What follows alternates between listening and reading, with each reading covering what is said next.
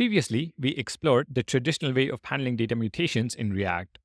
Now, let's explore an exciting feature in the app router called server actions.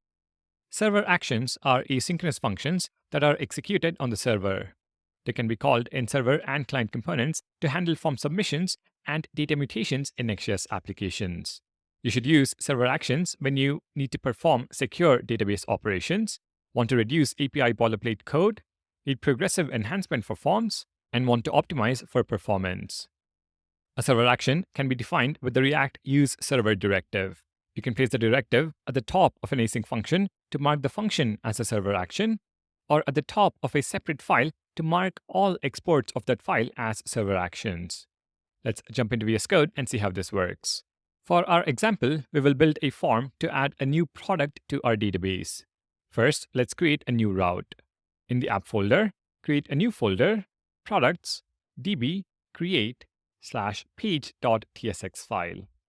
Here, we'll define and export a React component called add_product_page. So export default function, add_product_page. This is a server component. For the JSX, we will copy the form JSX from our previous example. So from React form page.tsx, copy the return statement,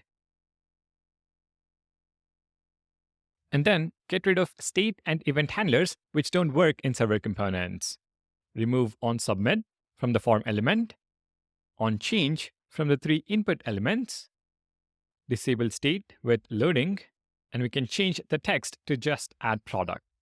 Now we will define our first server action to handle the form submission.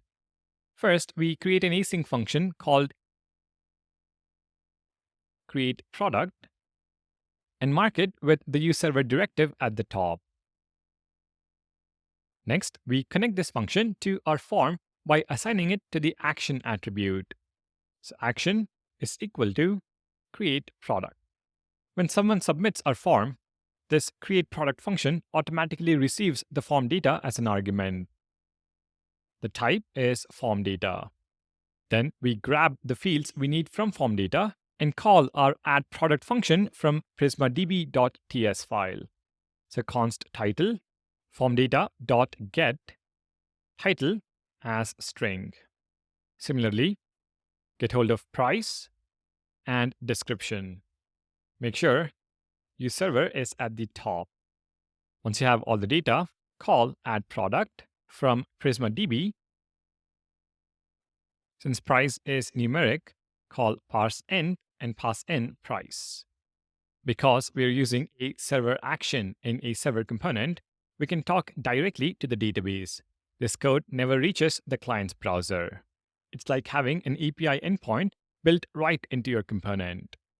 Finally, we can add a redirect to take users back to the product lists after they've created a new item. So await add_product, and then call redirect from next/navigation and navigate to products-db, which is the listing page. Make sure to add a / at the start, so /productsdb. Let's try this out in the browser. With the DevTools network panel open, navigate to the new route, /products-db-create. Fill in the form and submit it.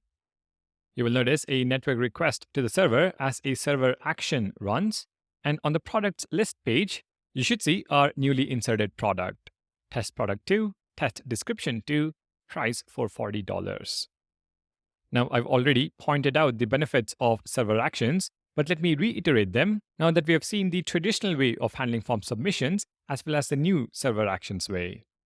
First, they dramatically simplify your code, as there is no need for separate API routes or client-side state management for form data.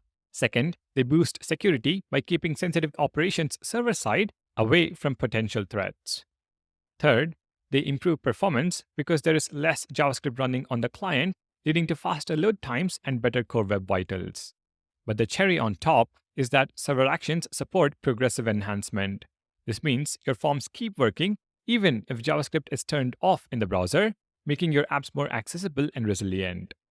In the browser, navigate to products db create, and in DevTools, in the sources panel, press Command-Shift-P and disable JavaScript.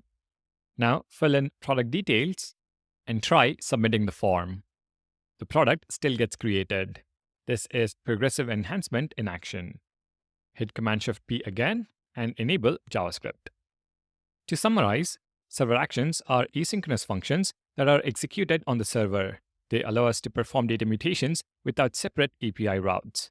We implement them using the useServer directive, and they simplify our code, improve security, and support progressive enhancement.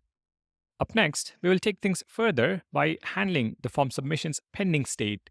We will learn how to disable the submit button to give users better feedback and prevent accidental double submissions. Supporting the channel is free. Please like and subscribe, it helps a lot.